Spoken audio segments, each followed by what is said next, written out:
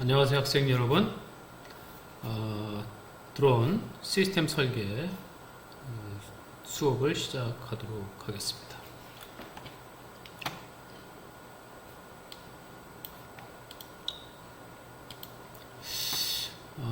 오늘 수업은 이제 구조 관련해서 그 수업을 진행을 하도록 하겠습니다.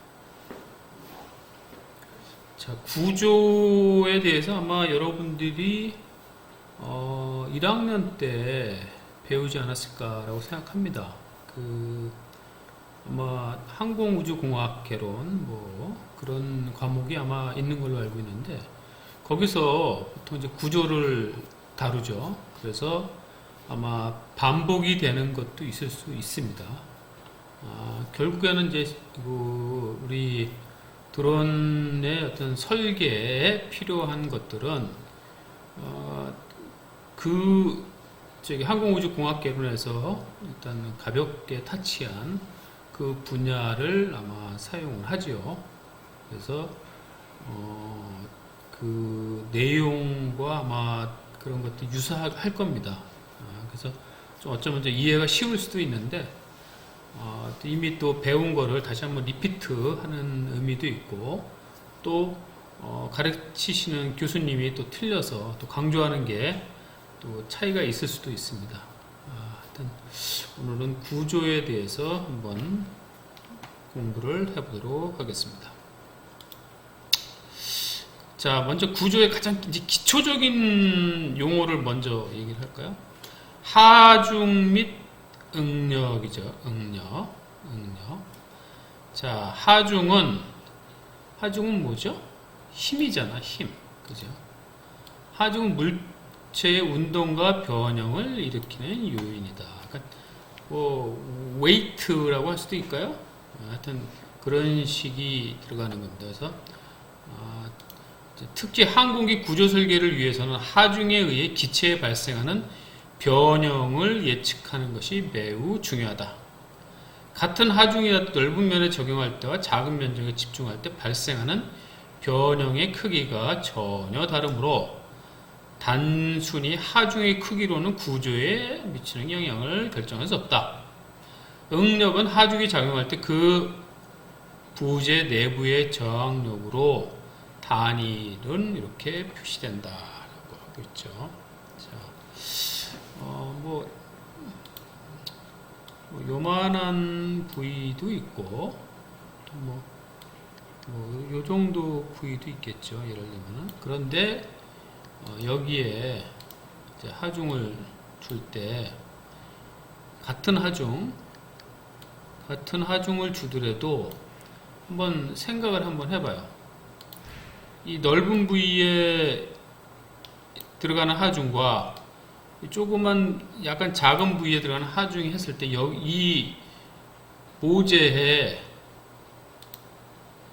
이 모재에 미치는 힘은 틀리겠죠. 당연히 이쪽이 크겠죠. 이렇게. 이제 응력이지, 응력. 그러면 한번 뭐 똑같이 여기에 뭐 10kg가 들어가고 똑같이 요거에 대한 하중은 10kg라고 칩시다. 그러면 이제 응력의 단위는 어떻게 된다 그러죠? 응력은 단위 면적분의 저거잖아요. 그러면 이 면적이 몇일까? 뭐 예를 들면 5cm라 치자.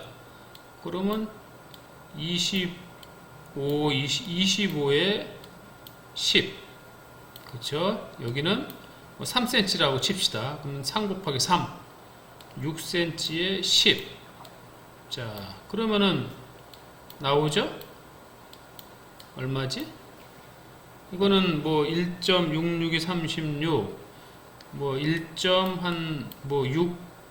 정도 된다고 치고, 이쪽은 어떻게 돼요? 이건 0. 몇이네. 그죠? 0.4네. 0.4. 그러면은 하중은 어디가 커요? 응력은 여기가 크죠? 그죠? 그래서 응력은 여기 있지만 하중이 작용할 때 저항력이다. 이렇게 바로 지금 응력으로 한번 계산했죠. 그냥 물리적인 개념만 알고 있으면 됩니다. 응력이 크고 작고의 차이가 이 수식으로 판단이 되겠죠. 자, 외부 하중이라는 게 있죠. external load. 이거는 이제 외부로부터 항공기에 적용되는 하중을 외부 하중으로 한다. 외부 하중, 그죠? 외부 하중이 있다. 항공기 구조에 작용한 하중은 뭐가 있죠? 양력, 항력, 중력, 추력 해가지고 네 가지로 구분된다고 합니다. 네 가지로 이렇게. 자, 일단 그림을 한번 봅시다. 자, 여기 바로 그림에 나와 있죠. 자, 웨이트, 중력, 리프트, 양력, 드래그, 항력, 스러스트, 추력. 이 네 가지의 힘이 외부 익스터널 로드죠. 익스터널 로드. 자, 요 내용들은 한번 학교 때 1학년 때 아마 배웠을 걸로 예상하기 때문에 좀 다시 한번 생각을 하시고 읽어주시면 되겠어요. 자, 항공기에 들어가는 외부 하중은 이러한 힘이 네 가지가 있다는 거 알고 계십시오. 자, 그럼 내부 하중도 있죠. 내부 하중. 항공기 적용하는 외부 하중에 의해 구조물에 발생하는 힘을 내부 하중이 발생한다라고 합니다. 내부 하중. 자, 외부 하중에 따라 내부 하중의 크기와 형태도 변하므로 이러한 내부 하중의 변화에 의해 안전하도록 구조물을 설계해야 된다. 응력은 이러한 내부 하중의 크기를 의미하며 단위 면적당 작용 하중의 크기로 적용된다. 또한 내부 하중에 의해 강제적으로 부재 크기가 변화할 때 단위 치수당 변화량을 변형률이라고 한다. 그림은 외부 하중에 의한 재료 내부의 변형으로 응력 발생 현상을 나타내는 것이다. 여기 있네요. 재료가 있는데 외력이 작용하니까 변형이 발생을 한 거죠. 그죠? 변형이 이렇게 됐던 것이 이렇게 쪼그라들었든지 이런 식으로 변화가 생기죠. 하여튼 응력은 아까 첫 시간에 첫 번째 장에서 말씀을 드렸죠. 그래서 응력은 내부 하중의 크기를 의미한다 이거죠. 하여튼 이런 식으로 해서 이렇게 변형이 생기면 그거는 변형률이다 라고 얘기합니다.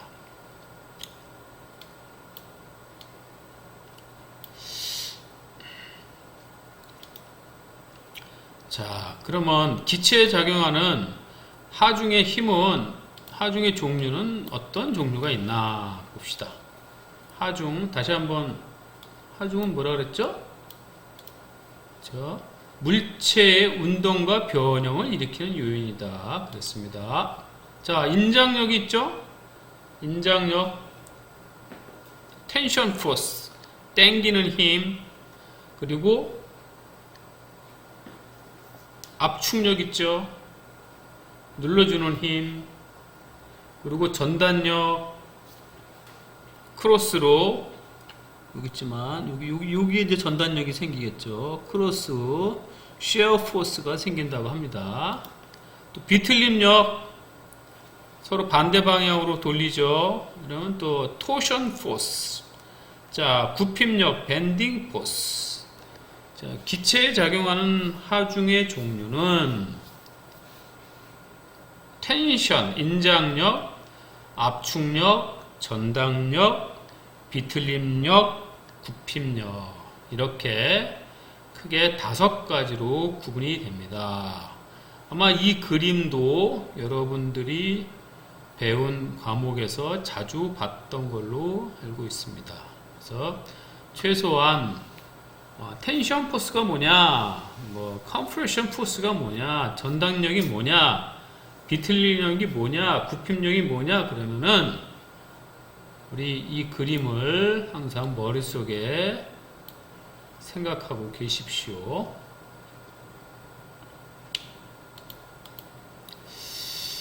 자, 이제 한번 볼까요? 그런데 항공기에서 어떻게 이것이 생기는지 한번 봅시다. 텐션이 이렇다 그랬잖아요. 그러면 잡아당기는 거야, 텐션. 그죠? 보호를 길이 방향으로 잡아당길 때 보호가 받는 내려. 여기 보면은 이제 이쪽으로는 앞으로 가려고 하고 이쪽은 잡아주잖아요. 그러면 항공기가 추력이 있고 저기 항력이 있잖아요. 여기 추력, 항력. 그럼 여기에 있는 기본적인 구조 여기 요것들은 어떻게 되겠습니까? 막 서로 여기에 힘이 들어가겠죠? 그죠? 여기에 적용되는 힘이 기체에 적용되는 힘이 인장력이라고 하겠습니다. 자, 압축력은 또 반대네. 그죠? 압축력은 인장력과 방향이 반대인 경우도 이런 식으로 또 생긴다 이거죠. 여기는 이제 프로펠러가 뒤에 있잖아. 그죠? 추력은 막 가려고 하는데 항력은 또 이렇게 거꾸로 붙는 거야. 그러면은 결국에는 여기에 이쪽으로 압력하고, 그죠? 이쪽으로 가려고 또 이쪽으로 가는 또 힘이 있죠. 이쪽으로. 그래서 여기에 컴프레션이 걸린다고 할 수 있습니다. 자, 그 다음에 전당력, shear force. 자, 이것도 보면은 shear force 어디에 걸리죠? 한번 볼까요? 어디에 걸리는지? 자, 여기 보면은 날개하고 이 동체가 붙어 있잖아요. 예? 날개하고 동체가. 뭐 그림을 그려보면은 자, 날개가 이렇게 있어요. 그리고 동체가 이렇게 있어. 그러면은 날개는 무슨 힘을 받아요? 계속 위로 올려고 하는 양력을 받고, 동체는 떨어지려고 하는 중력을 받을 거 아니야. 그러면 요 사이 여기에는 무슨 힘이 붙죠? 바로 전당력, shear force가 붙습니다. 이거를 우리가 shear force라 하고, 그리고 뭐 전단 응력이라고도 할 수 있죠. 여기 걸리는 거는 압력 단위, 그리고 shear flow, 단위 길이당 뭐 어떤 식으로의 또 힘이 걸리는지 그걸 또 여기서 계산할 수가 있어요. 자, 우리 항공기에 어떻게 걸리는지를 지금 보고 있습니다. 다음에 이제 비틀림 여기 있네요. 비틀림은 뭐 이 트위스팅이라 트위스팅, 보의 양쪽 끝에 서로 반대 방향으로 축을 돌리는 모멘트가 작용할 경우 발생한다. 뭐 이런 건 어디에 있을까요? 쉽게 뭐 우리 항공기 뭐 저기 저 프로펠러 같은 데 보면 걸리겠지. 뭐 프로펠러 옆에서 이렇게 봅시다. 옆에서 이렇게 했으면은 예를 들면 너무 극단적인 표현인지 모르지만 이렇게 있어요. 근데 여기 프로펠러가 이렇게 돼 있어. 프로펠러가 돌 거 아니에요. 이쪽 방향으로 돌 때 여기 축은 또 반대 방향으로 또 힘이 걸리겠죠. 그런 것들을 비틀림이라 하고 트위스팅이라 얘기합니다. 자, 굽힘 모멘트. 굽힘 모멘트는 이 굽혀진다. 밴딩. 자, 이제 여기 뭐 그림 표시가 잘 되어 있습니다. 항공기. 자, 우리가 지상에 있을 때는 날개가 무겁잖아. 그죠? 밑으로 이렇게 힘을 가하겠죠. 지상에 있을 때는. 그러다 보니까 어떻게 됩니까? 날개가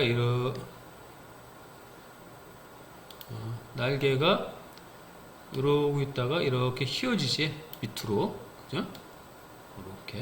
이렇게 해주면 이 부위에 밴딩 모멘트가 걸린다. 밴딩 힘이 걸린다. 이거죠. 반대로 항공기가 위로 가잖아요. 비행 중에 있을 때는 어떻게 됐습니까? 비행 중에 있을 때는 거꾸로 밑에서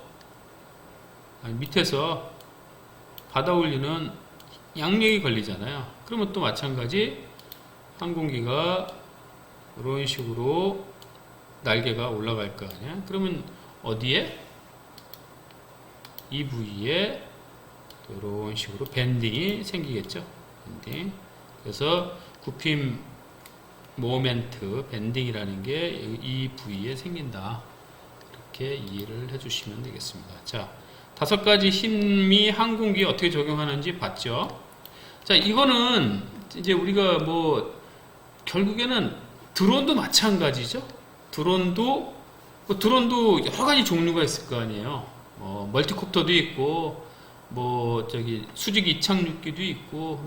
근데 그 형상에 따라서 결국에는 어떤 힘이 거기에 걸리는지 우리가 판단하고 예측을 해야 돼요, 설계를. 그런데 조금 이제 우리가 이제 학교에서 하는 정도의 드론은 사실은 그렇게 구조적으로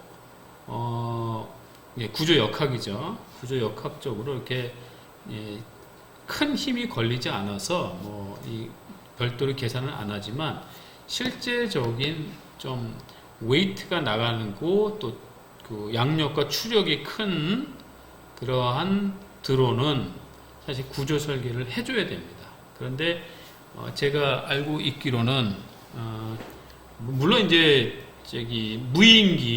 무인기는 이건 당연히 설계를 해야 되죠. 구조 설계를. 그렇지만 조그만 것들은 사실 구조 설계의 의미가 별로 없어요. 단지 그냥 제작하는 사람들이 판단을 해서 이 부위에는 좀 보강이 돼야겠다. 이 정도만 하는데 사실 원칙적으로 치면은 그걸 다 계산을 해야 돼요. 구조역학적으로. 자, 그 다음에 이제 구조. 아까 이제 굽힘 모멘트 제가 여기서 이렇게 보여드렸죠. 날개 윗면은 압축력, 날개 아랫면은 인장력이 적용된다.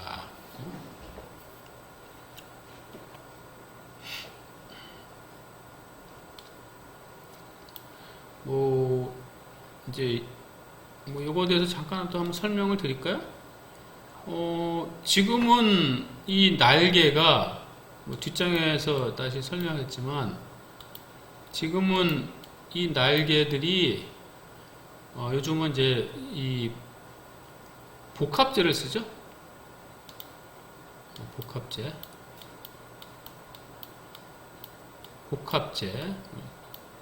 복합재를 사용합니다. 복합재를 사용을 하는데 전에는 물론 아직까지도 일부 항공기는 저거지만 전에는 알루미늄을 썼어요. 알루미늄에서 현재 이제 복합재로 점점 날개도 바뀌어 가고 있는데 이제 여기 보면 날개 윗면은 압축력 작용하고 날개 아랫면은 인장력을 작용한다고 그랬잖아. 이거는 이제 항공기가 이제 공중에 떠 있을 때 그러면 이제 알루미늄을 쓰잖아요. 여기에다가 나중에 수업 시간에 또 얘기를 하겠지만 그러면은 알루미늄도 종류가 틀려요. 날개 아랫면에는 인장력에 강한 알루미늄을 써야 돼. 그리고 날개 윗면은 압축력이 강한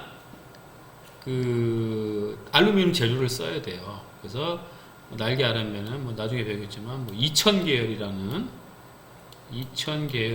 알루미늄 합금을 쓰고 위쪽에는 7000 계열 이렇게 사용하는 경우도 있었습니다. 근데 요즘은 이제 복합재로 하기 때문에 조금 설계가 좀 틀리겠죠.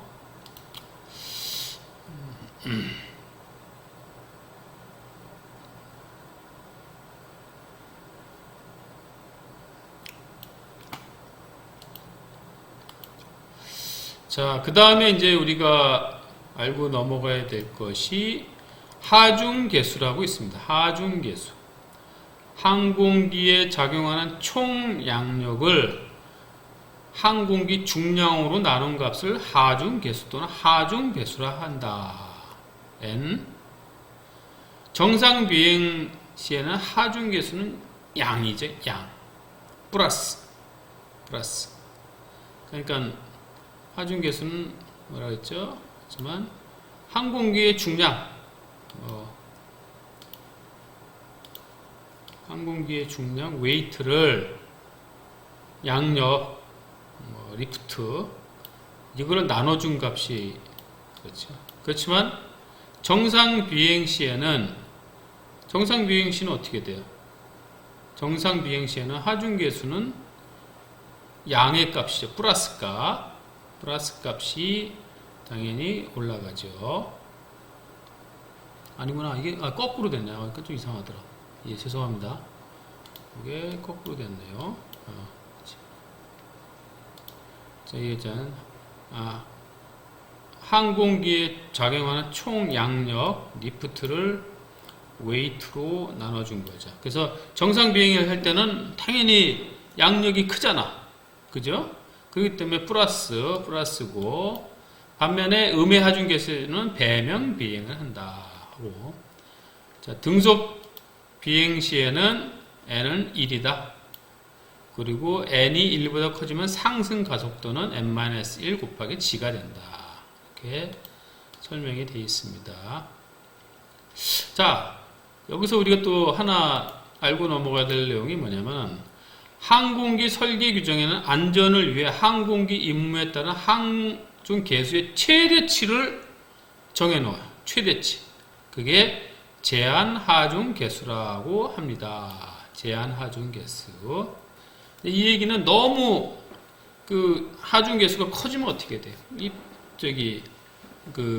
하중 배수가 커지면은 이 항공기가 파손이 될 수가 있거든. 그래서 그러한 것들을 해서 제한 하중 계수라는 걸 두고 거기에다가 또 안전율을 또 곱해줘요. 그래서 만든 값이 리미트 극한 하중 계수라고 합니다. 여기 있네. 그리고 뭐라고 되어 있죠? 극한 하중 계수에서 파괴되지 않고 3초 이상 견딜 수 있도록 구조를 설계해라.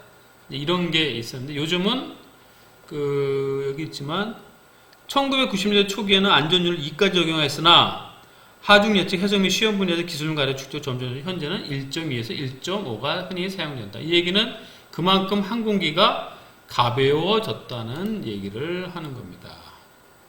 무식하게 항공기를 튼튼하게 만든다는 얘기는 아니죠.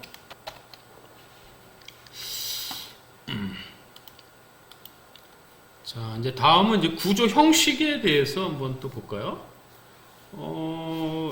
이것도 아마 항공기 구조 기초에서 아마 배웠을 거예요. 자, 트러스 구조. 항공기의 구조는 이런 식으로 된 트러스 구조. 있죠? 막대기를 삼각형으로 연결하고 이를 계속 반복해 힘을 지탱하는 구조 형식을 말한다. 우리가 흔히 산에서 볼 수 있는 송전탑의 골격을 생각하면 쉽게 알 수 있다 라고 되어 있습니다. 이런 식으로 되어 있네. 그죠? 이렇게 이건 이제 트러스 구조라고 하죠. 우리 다리도 보면 트러스 형식이 있죠. 이건 트러스 구조. 자, 그 다음에 응력 스킨 구조라고 있습니다. 응력 스킨. 이거는 구조를 구성하는 스파뿐만 아니라 스킨도 하중의 일부를 담당하는 구조 형식이다. 구조 중량에 비하여 강도가 큰 것이 이점이며 스파와 스킨을 일체로 만드는 모노코크 구조와 스파와 스킨을 따로 만들어 조립하는 세미 모노코크 구조로 구분된다 라고 되어 있습니다. 여기 한번 볼까요? 자, 이제 여기서 할까? 자, 여기서 이제 이거 설명은 이제 항공기는 윙으로 할까? 윙으로 합시다. 윙이 이렇게 있죠. 윙이 있고 동체가 있습니다. 그러면은 항공기 이게 날개야. 이걸 옆에서 한번 단면을 이렇게 봅시다. 단면을 보면은 이런 식으로 스파가 있고 스파가 너무 동그랗게 그렸네. 스파가 있습니다. 스파가 이렇게 있고, 그리고 위에 날개가 이렇게 되죠. 이렇게. 그런데 여기 있지만 스파와 스킨을 일체로 만드는 게 모노코크 구조. 아예 그냥 이거하고 스파하고 스킨을 이렇게 일체형으로 아예 제작을 해버리는 거야. 깎든지. 그리고 이제 세미 모노코크 구조는 따로따로 만들어서 여기를 리벳으로 붙여버리는 거죠. 이게 세미 모노코크 구조라고 합니다.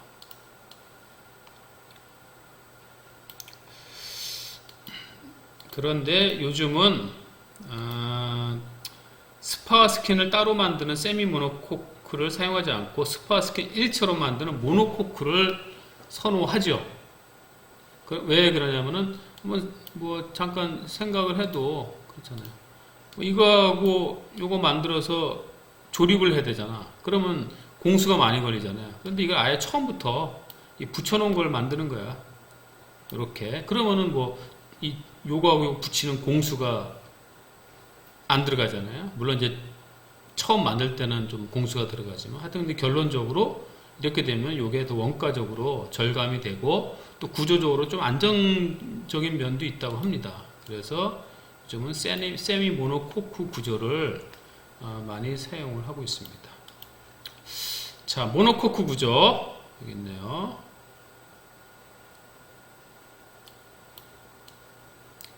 자, 히라버의 모노와 프랑스 코크를 합친 말로 모노는 하나, 코크는 계란과 같은 빈 껍데기를 말한다 해가지고 모노코크 구조라고 합니다.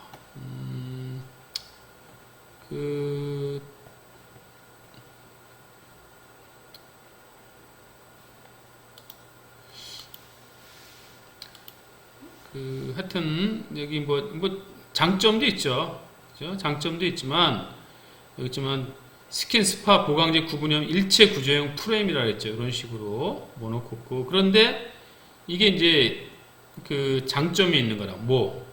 넓은 공간을 확보할 수 있다고 합니다. 넓은 공간. 하지만 단점은 구조물이 커지면 재료의 강성이 커져야 된다. 이제 좀 버텨야 되니까 그런 게 있어요. 자, 그 다음에 이제 세미 모노코크 구조가 있어요. 세미 모노코크 구조는 여기 있네.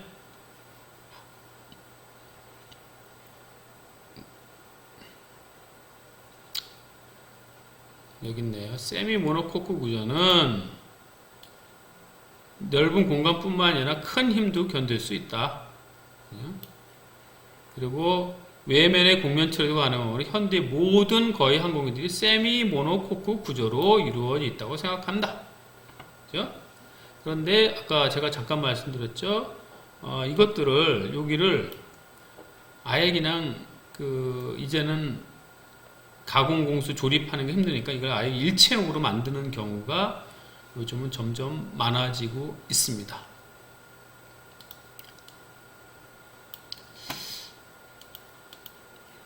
자, 그 다음에 이제 샌드위치 구조. 샌드위치 구조는, 여기는 봅시다. 샌드위치 구조는 아래 그림과 같이 모노코크 구조의 장점인 넓은 공간을 살리고, 세미 모노코크 구조의 제작점의 단점을 보완해 만든 구조다. 이거죠. 스킨, 심재 및 두 부재 사이를 결합하는 접착제로 되어 있다. 여기 있네. 단위 면적당 열이나 소음을 차단하는 특성이 좋을 뿐 아니라 제일 중요한 거 가볍기 때문에 가벼우면 그만큼 멀리 가고 연료 소모량이 작겠죠. 이 가볍기 때문에 이거 항공기와 미사일 등에 많이 사용된다. 얇은 두 장의 판재 사이에 허니콤 코어나 스티로폼들을 접착해 하나의 판을 만드는 기술이다. 요즘에는 뭐라고 했어요? 접착 기술의 발달로 현실화된 구조이다. 라고 합니다. 이제 이게 하니컴이에요. 이렇게 생겼어요. 하니컴. 이렇게. 옆에서 보면 이렇게 생겼고, 자세히 보면은 이런 식으로 육각 경계 구조 있죠. 여러 가지 종류가 있습니다. 이런 하니컴이 있습니다. 이제 이런 게 들어가는 게 샌드위치 구조라고 그러잖아요. 샌드위치 구조. 샌드위치 구조가 이 하니컴이 이 안에 들어가 있는 거예요. 어떤 거냐? 이겁니다, 이거. 샌드위치 구조. 자, 자세히 한번 보세요. 안에 하니컴이 들어가 있죠? 그런데 겉에는 이런 식으로 다른 구조, 알루미늄 스킨이나 일반 복합재 판들이 이렇게 들어갑니다. 자, 한번 생각을 해봐요. 이렇게 만들었을 때, 이건 굉장히 가볍거든요? 그러니까 이거 얼마나 가볍겠어요? 그렇지만 이거를 한번 메탈로 만든다고 생각해봐요. 이렇게 이만한 두께만큼. 그럼 얼마나 무겁겠습니까? 그죠? 무겁고, 또한 만드는 것도 쉽지가 않고, 또 재료비도 많이 들고. 그죠? 그렇지만 이런 이제 하니컴을 이 스킨하고 스킨 사이에, 여기 이런 식으로, 이게 이제 복합재인데, 이렇게 있고, 여기다가 복합재를 위아래로 이렇게 붙여버리는 거죠. 그렇게 되면은 이제 이러한 하니컴 샌드위치 구조가 만들어집니다.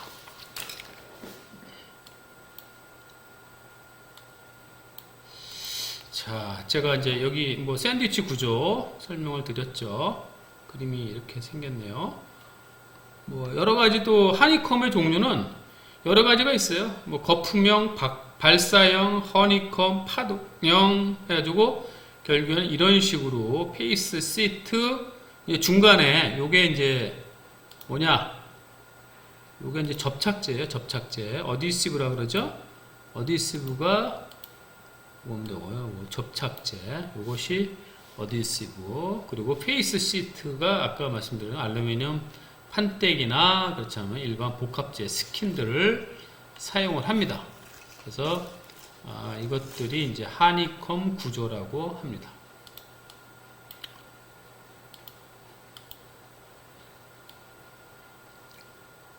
자, 그 다음에 이제 페일 세이프 구조라는 게 있어요. 페일 세이프 구조. 항공기는 부서지지 말아야 되겠죠? 그죠? 부서지면 안 되잖아요.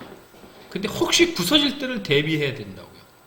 그런 게 바로 fail safe 구조라는 겁니다. 여기에 fail safe 개념, 그러니까 파괴돼도 안전하다. 이 fail safe 개념으로 설계가 됩니다. 그죠? 근데 이제 fail safe의 설계 방식은 여기 나온 대로 다중 항중 경로 구조, 이중 구조, 대치 구조, 하중 경강 구조 이런 식으로 여러 가지가 구조가 있는데 가장 기본적인 개념은 한번 그림을 보면은 이제 쉽게 이해가 될 거예요. 자, 여기 한번 봅시다. 이렇게 만드는 거지. 왜? 먼저 파괴가 요게 이제 파괴된다고 칩시다. 요것이 파괴가 됐어.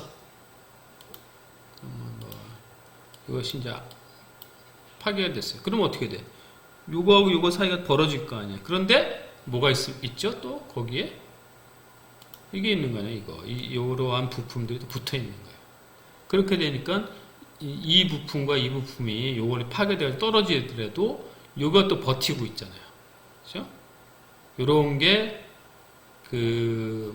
일종의 fail safe라고 합니다. fail safe. 그래서 이제 여기는 요게 이제 이런 게 이제 백업 스트럭처여가지고 하나의 부재가 전체 하장을 지탱하고 있을 경우 파손에 대비하여 준비된 예비적인 대치 부재를 가지고 있는 구조다. 이게 백 스트럭처라고 합니다. 이렇게 있고 또 이제 이거는 다중 하중 경로 구조. 하나가 뽀개져도 옆에서 다른 것들이 같이 이렇게 버티고 있으니까 다중 하중 경로 구조를 또 형성도 하고 있습니다. 아까 얘기한 게 페일 세이프의 네 가지를 말씀드렸죠. 그걸 한번 보는 거예요. 그 다음에 이중구조. 이중구조. 여기 있네요. 하나의 큰 부재 대신에 두 개 또는 그 이상의 작은 부재를 결합시켜 하나의 무게와 같은 경도를 갖게 하는 구조. 그것이 fail safe 구조다. 그러니까 더블 스트럭처. 요거죠, 요거. 그죠? 이 의미는 이건 이제 금속이라고 칩시다. 금속이 한번 생각을 한번 해봐요. 판때기가 하나 있어요. 이렇게 이게 있고 판때기라 좀 이상한데 시트라고 이렇게 되어 있는데 이런 게 이렇게 두 개가 붙어 있어. 두 개를 붙여서 이렇게 해. 그러면은 한번 봅시다. 여기서 이제 파괴가 띵 하고 이루어졌어. 그러면은 이런 거 같은 경우 어떻게 되겠어요? 바로 쭉 하고 쫙 나갈 거 아니야, 크랙이. 그죠? 근데 이런 거 같은 경우 어떻게 되겠어요? 여기서 땡 때렸어. 그런데 이거는 어떻게 해요? 크랙이 여기서 가다가 멈춘다고. 왜? 이거하고 이거는 틀리잖아, 서로 간에. 재질이, 이게 붙인 거기 때문에 일체형이 아니니까 파괴가 되더라도 여기만 파괴돼. 이런 것들이 우리가 속칭 더블 스트럭처라고 합니다. 더블 스트럭처.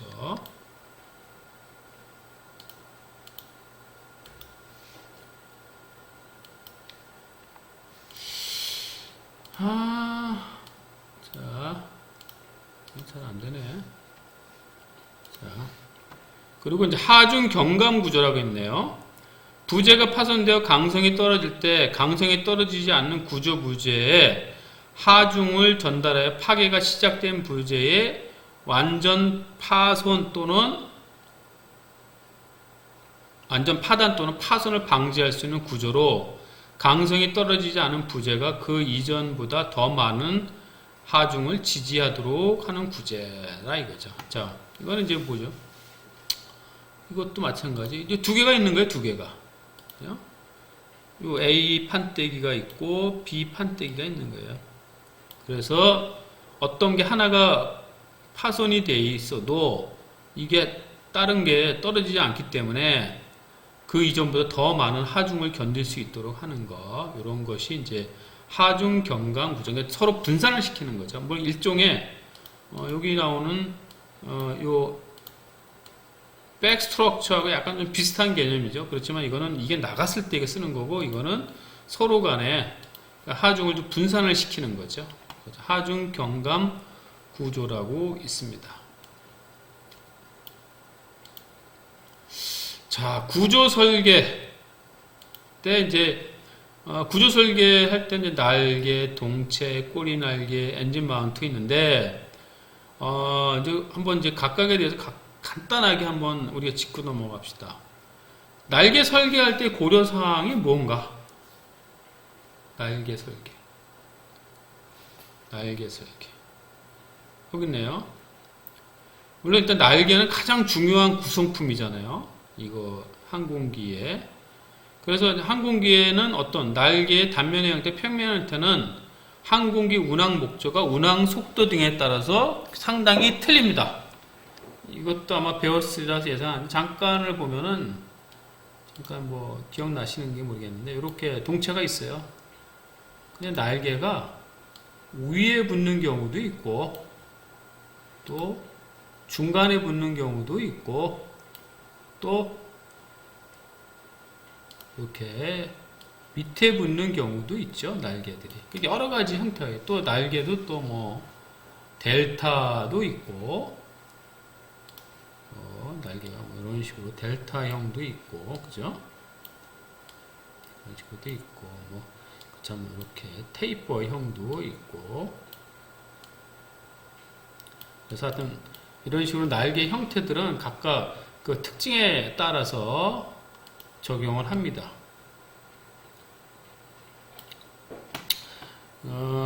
그리고 이제 여기 있네요. 구조적으로 큰 하중을 받는 구성품이라고 그랬잖아요. 그죠? 그렇기 때문에 날개는 상당히 중요합니다.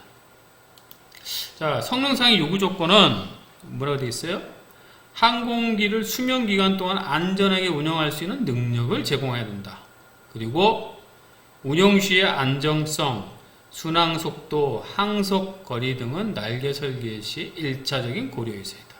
또한 실속 속도, 이착륙 속도와 거리 등의 이착륙 가능성도 날개 설계 시 고려해야 하는 주요한 요건이다.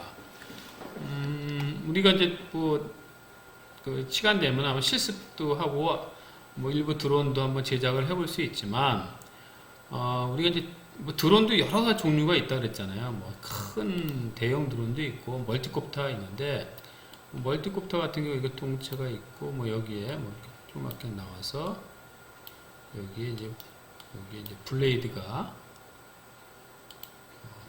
쉽게 이제 블레이드가 이렇게 붙어 있겠죠. 여기도 마찬가지 블레이드가. 근데 사실은 드론 같은 경우는 날개의 개념은 결국에는 이거죠. 요게 여기를 어떻게 설계할 것인지 또 그거는 한번 우리가 판단을 해봐야죠. 그렇지만 우리 같은 소형 드론 같은 경우는 사실 큰 의미는 없지만 대형 드론, 대형 무인기는 이 날개 설계할 때 이러한 것들을 고려를 해야 됩니다. 자, 성능상의 요구 조건에 대해서 한번 저희가 잠깐 말씀을 드렸습니다. 자, 그 다음에 이제 이게 이제 날개의 계속인데 비행 특성도 고려를 해야 돼요. 그렇지만 고속기일 경우에는 버펫 행상, 또 가로 안정성, 세로 안정성, 이제 우리가 이제 그립니다.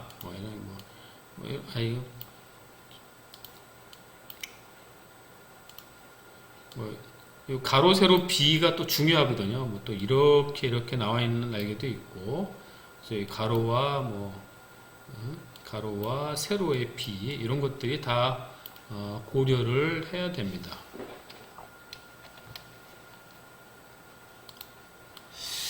자, 이렇게 지우고, 하여튼,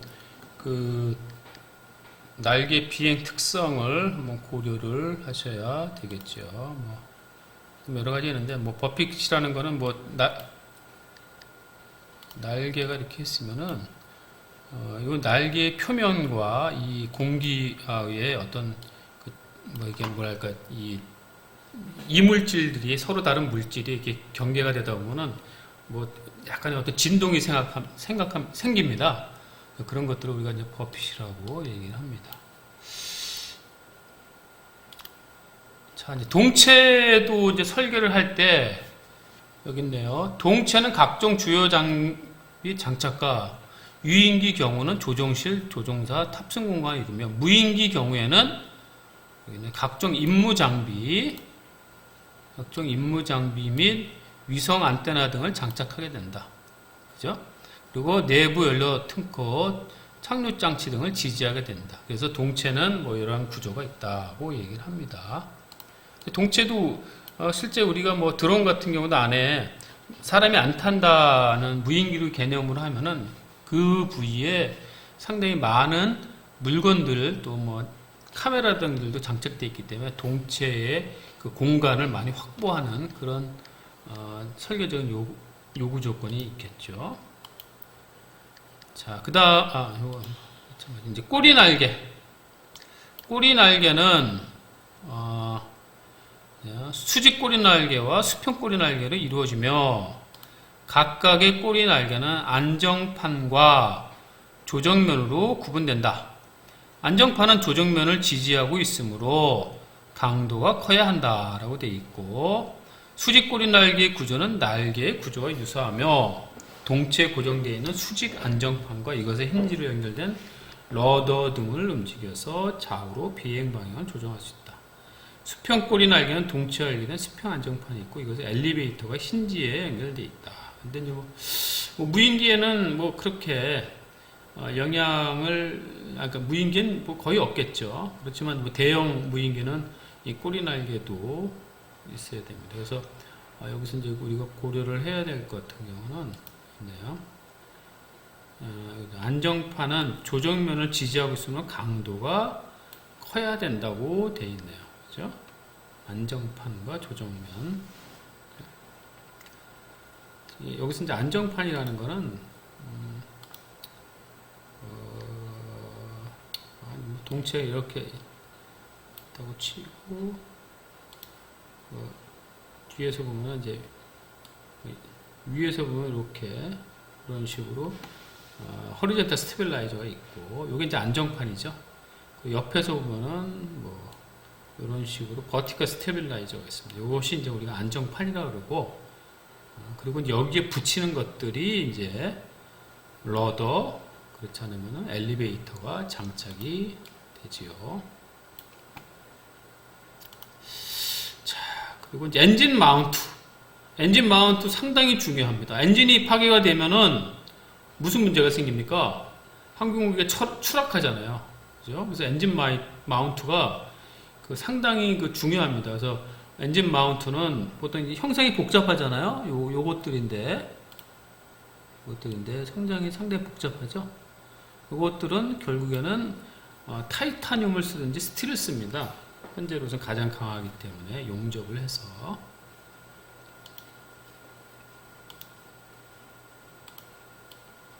자, 레이돔도 있네요. 레이돔, 이것도 뭐 항공기의 맨 앞부위에 있는 레이돔이죠. 여기도 레이돔은 여기있네요. 공기역학적 형상과 가벼우면서도 구조적으로 안정되어야 한다라고 되어 있습니다. 레이돔은 요즘 다 대부분 복합재로 제작을 합니다. 그렇지만 또 비싼 복합재 사용하지 않아요. 왜?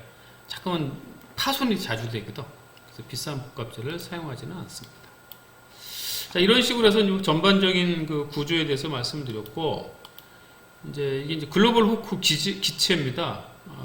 글로벌 호크가 굉장히 크죠. 굉장히 큰데, 구조도 이런 식으로 날개가 있고, 여기 동체도 이런 식으로, 세미 모노코크 구조가 되어 있죠. 스킨이 또 돋고, 여기도 마찬가지. 이런 식으로 글로벌 호크의 구조를 잠깐 보여주고 있습니다. 자, 이렇게 해서 그 구조 분야에 대한 공부를 마치도록 하겠습니다. 감사합니다.